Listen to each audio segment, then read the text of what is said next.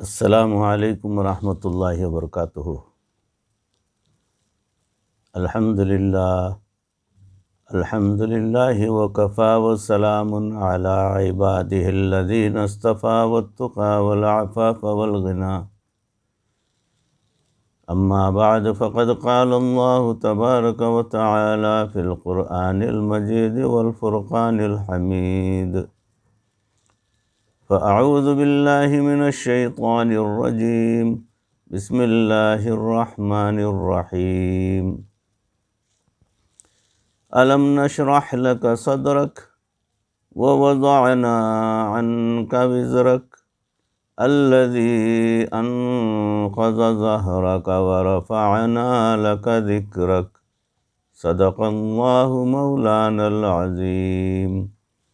اللهم صل على سيدنا ومولانا محمد وبارك وسلم كما تحب وترضى عدد ما تحب وترضى۔ محترم و مکرم ناظرین، حاضرین، سامعین، بھائیوں، بزرگوں اور دوستوں، معزز خواتین، ہماری ماں بہنوں، تصوف کے عنوان سے جو سلسلہ چل رہا ہے اس میں آج کا موضوع چل رہا ہے ایمانی زندگی کے تقاضے۔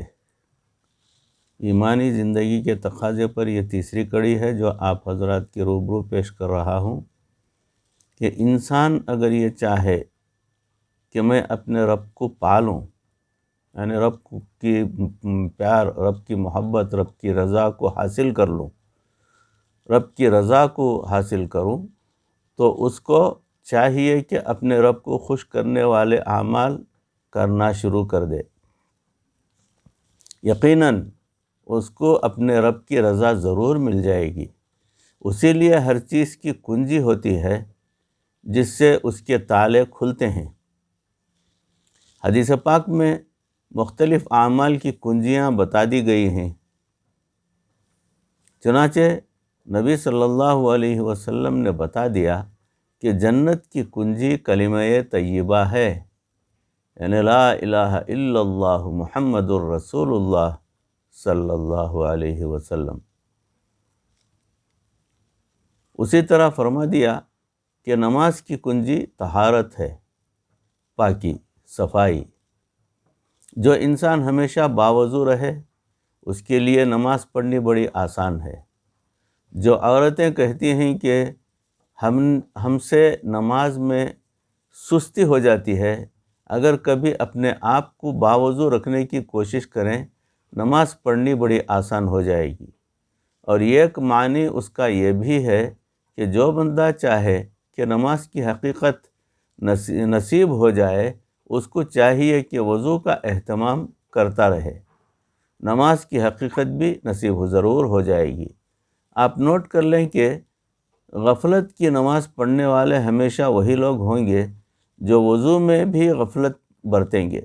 آپ ذرا وضو کو حضور دل کے ساتھ کرنے کی عادت ڈال لیں تو اللہ تعالیٰ کے اسرار بھی جو ہے پروردگار آپ کو عطا فرما دیں گے۔ نیکی کی کنجی سچ بولنا ہے۔ اسی طرح نیکی کی کنجی سچ بولنا ہے۔ جو انسان چاہے کہ میں نیک بن جاؤں وہ سچ بولنے کی عادت ڈالے، یہ نیک بننے کی کنجی ہے، ہمیشہ سچ بولا کرے۔ اصل میں جھوٹ ہی ہے جو تمام برائیوں کی بنیاد ہے، اور آج کے دور میں شیطان نے اس کا ایک خوبصورت نام بہانہ رکھ دیا تاکہ بندے کو برا نہ لگے۔ جناب میں نے بس بہانہ بنا لیا اور یہ بہانہ جھوٹ ہی ہے، سیدھا سیدھا کہو کہ میں نے جھوٹ بولا۔ بیوی سمجھتی ہے کہ میں نے خاوند کے سامنے بہانہ بنا لیا، خاوند سمجھتا ہے میں نے بیوی کے سامنے بہانہ بنا لیا۔ اس کا کیا مطلب ہے؟ آپ سیدھے الفاظ میں کہیں کہ میں نے جھوٹ بولا ہے۔ جو انسان چاہے کہ میں نیک بنوں اس کے نیک بننے کی کنجی ہے سچ بولنا۔ سچ بولنے کی عادت ڈال لیجئے۔ اس کے لیے ہمارے مشائخ نے کہا ہے کہ بچے کو جو چند موٹی موٹی چیزیں سکھائی جاتی ان میں سے ایک چیز ہمیشہ سچ بولنا ہوتا ہے، اس میں بچے کے ساتھ کوئی کمپرومائز نہیں ہو سکتا۔ بچے کی ہر غلطی برداشت ہو سکتی ہے، اس کا جھوٹ برداشت نہیں ہو سکتا۔ آپ اس کو ایسا بنا لیں، خود بخود بچے میں نیکی آ جائے گی، اس لیے کہ جھوٹ سے ہی وہ اپنے گناہوں پر پردے ڈالتا ہے۔ جب سچ بولے گا تو گناہ پر پردہ ہی نہیں ڈال سکتا۔ آج تو انسان ایک گناہ کرتا ہے، اس کو چھپانے کے لیے ایک جھوٹ بولتا ہے، پھر اس جھوٹ کو چھپانے کے لیے 10 جھوٹ اور بولنے پڑتے ہیں، اور پھر 10 جھوٹوں کو چھپانے کے لیے 100 جھوٹ اور بولنے پڑتے ہیں، اور یہ ایک نیا سلسلہ شروع ہو جاتا ہے۔ بسا اوقات اپنی زندگی میں ایک روگ پالتا ہے، اس کے بدلے اس کو ہزاروں جگہ پر جھوٹ بولنا پڑتا ہے، حتیٰ کہ اللہ رب العزت کے ہاں جھوٹوں کے دفتر میں اس کا نام لکھ دیا جاتا ہے۔ انا للہ و انا الیہ راجعون۔ علم کی کنجی کیا ہے؟ حسن سوال۔ علم کی کنجی حسن سوال ہے۔ جس طالب علم کے اندر حسن سوال کی صفت پیدا ہو گئی، آپ یوں سمجھ لو کہ اللہ تعالیٰ نے اس کو علم کے باب میں داخل فرما دیا، یعنی علم کے دروازے کے اندر داخل فرما دیا۔ اللہ رب العزت کی مدد کی کنجی انسان کا صبر ہے۔ آج ہم ہر چیز کا بدلہ لینا چاہتے ہیں، جناب جب بدلہ ہم لیں گے تو اللہ کی مدد کیسے اترے گی؟ اللہ کی مدد ہرگز نہیں اترے گی جب بدلہ لینے کا ارادہ ہو۔ ایک حدیث پاک میں آیا ہے کہ ایک شخص صدیق اکبر رضی اللہ تعالیٰ عنہ سے سخت بات کر رہا تھا، اور صدیق اکبر رضی اللہ تعالیٰ عنہ اس کو برداشت کر رہے تھے۔ نبی صلی اللہ علیہ وسلم بھی سن رہے تھے، حتیٰ کہ جب اس نے بہت ہی بیجا باتیں کیں تو صدیق اکبر رضی اللہ تعالیٰ عنہ نے جواب دیا، تو نبی صلی اللہ علیہ وسلم اٹھ کر کھڑے ہو گئے اور وہاں سے جانے لگے۔ فرمایا کہ ابو بکر، جب تک تم خاموش تھے ایک فرشتہ تمہاری طرف سے اس کو جواب دے رہا تھا، جب تم نے خود جواب دے دیا تو اللہ کا وہ فرشتہ چلا گیا، اور اب میں بھی اس محفل سے اٹھ کر جا رہا ہوں۔ تو معلوم ہوا کہ جو بندہ صبر کرتا ہے اللہ رب العزت اس بندے کا مددگار ہوتا ہے۔ فرمایا ان اللہ مع الصابرین، اللہ تعالیٰ صبر کرنے والوں کے ساتھ ہے۔ ایک نکتے کی بات یہ ہے کہ آپ کا مخالف 2 طرح کا بندہ ہو سکتا ہے، ایک نیک ہوگا یا تو بدکار ہوگا۔ اگر بد ہے تو آپ کو بدلہ لینے کی ضرورت نہیں، کیونکہ وہ پہلے ہی سے بدکار ہے۔ اس سے بدلہ لینے کے لیے اللہ تعالیٰ ہی کافی ہے۔ اس نے کہہ رکھا ہے انا من المجرمین منتقمون، کہ بے شک ہم مجرموں سے انتقام ضرور لیں گے۔ اگر تو آپ کا دشمن بد ہے، برا ہے، تو آپ کو بدلہ لینے کی ضرورت ہی نہیں، اللہ تعالیٰ ہی بدلہ لینے کے لیے کافی ہیں۔ اور اگر آپ کا دشمن نیک ہے تو اس کا مطلب یہ ہے کہ آپ خود برے ہیں، جو نیکوں کے ساتھ آپ نے دشمنی کر لی ہے، تو اپنے آپ کو سنوار لیجئے، نیکوں کے ساتھ دشمنی نہ کیجیے۔ نعمت خدا کی جو کنجی ہے وہ شکر ادا کرنا ہے۔ اللہ کا شکر ہر وقت ادا کرے، ہر کام میں ادا کرے، ہر لمحے ادا کرے۔ جو انسان بھی اللہ تعالیٰ کی نعمتوں کا شکر ادا کرے گا، اللہ تعالیٰ بھی اپنی نعمتوں کے دروازے اس پر کھول دیں گے۔ یہ شکر زبان سے بھی کرے اور یہ شکر اپنے عمل سے بھی کرے۔ آج اللہ تعالیٰ کا زبان سے شکر ادا کرنا بہت کم ہوتا جا رہا ہے۔ آپ دیکھیں گے کہ بیٹے کی تعریف کرنا آسان، شوہر کی تعریف کرنا آسان، مگر اللہ تعالیٰ کی تعریف کرنا بڑا مشکل کام۔ یہ زبان سے ادا ہی نہیں ہوتی۔ کوئی پوچھے کہ سناؤ کاروبار کیسا ہے؟ بس جی گزارا ہے، چل رہا ہے۔ حالانکہ کاروبار ایسا کہ یہ اپنے ساتھ 10 گھروں کا اور بھی خرچ چلا سکتا ہے، اتنا رب نے دیا ہے، اس کی ضرورتوں سے بڑھ کر دیا ہے، اس کی اوقات سے بڑھ کر پروردگار نے اسے دیا، مگر جواب کیا ملے گا؟ بس جناب گزارا چل رہا ہے۔ اس سے زیادہ ناشکری اور کیا ہو سکتی ہے؟ کیوں نہیں آگے سے زبان کھلتی؟ وہ بندہ یوں کیوں نہیں کہتا کہ اللہ نے میری اوقات سے بڑھ کر دیا ہے؟ کیا تمہارے پاس سے کوئی چھین لے گا؟ میں تو ساری زندگی سجدے میں پڑا رہوں، اپنے مولا کا شکر ادا کر ہی نہیں سکتا۔ اللہ تعالیٰ کی تعریف زبان سے جلدی نہیں نکلتی۔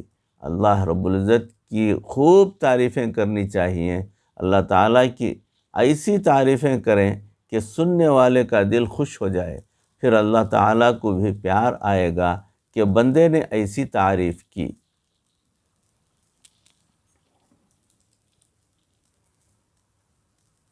ولایت کی کنجی کیا ہے؟ ولایت کی کنجی ہے ذکر الہی۔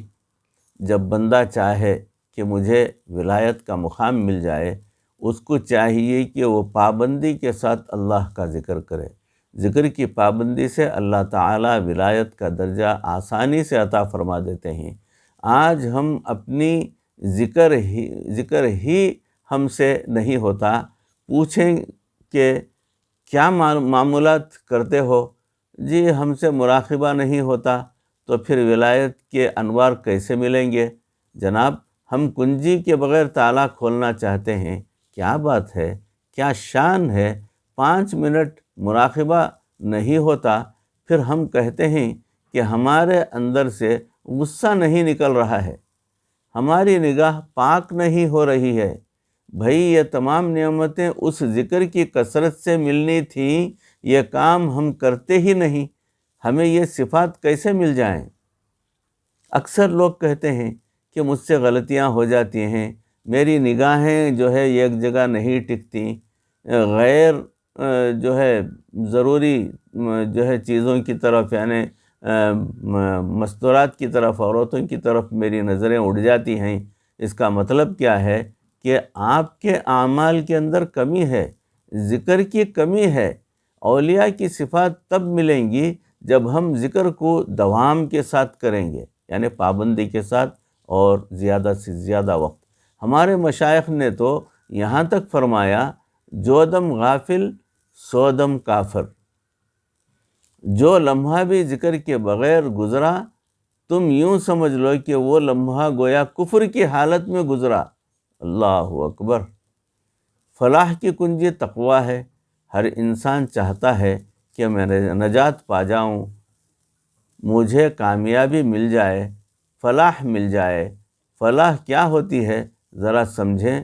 فلاح ایسی کامیابی کو کہتے ہیں جس کے بعد ناکامی نہ ہو، اللہ کا ایسا قرب جس کے بعد دوری نہ ہو، ایسی خوشی ملے انسان کو کہ جس کے بعد غم نہ ہو، اس کو فلاح کہتے ہیں۔ اور یہ انسان کو تقوی کے ساتھ ملتی ہے، اور اسی تقوی کی وجہ سے انسان کو جنت ملے گی۔ تلک الجنت التی نورث من عبادنا من کان تقیہ۔ یہ جنت ہے جس کا ہم نے اپنے بندوں میں سے وارث بنایا ہے جو متقی ہیں۔ دیکھا یہاں نورث کا لفظ استعمال کیا، یہ جنت ہے، اس کا وارث ہم بنائیں گے۔ اس کا وارث کون؟ ہم بنائیں گے۔ بھئی وارث ہوتا ہے اپنے باپ دادا کی جائیداد کا، تو معلوم ہوا جنت ہمارے باپ حضرت آدم علیہ السلام کی جائیداد ہے۔ اگر ہم اس کے صحیح معنوں میں وارث بنیں گے تو بالآخر ہمیں یہ وراثت ضرور مل کر رہے گی۔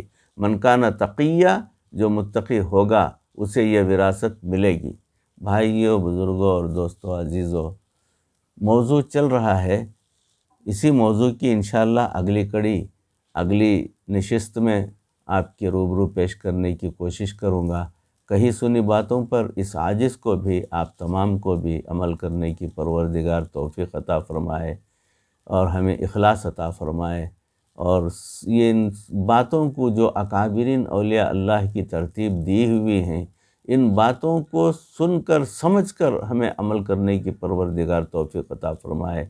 اللہ ہمارے گناہوں کو معاف فرمائے اور ہمیں اعمال صالحہ کی توفیق عطا فرمائے، ہمارے دلوں کو گندگی سے پاک فرمائے، ہمارے اندر اخلاص عطا فرمائے، مرتے دم تک کسی کا محتاج نہ بنائے، ایمان پر ہمارا خاتمہ فرمائے۔ وآخر دعوانا ان الحمد للہ رب العالمین۔ السلام علیکم ورحمۃ اللہ وبرکاتہ۔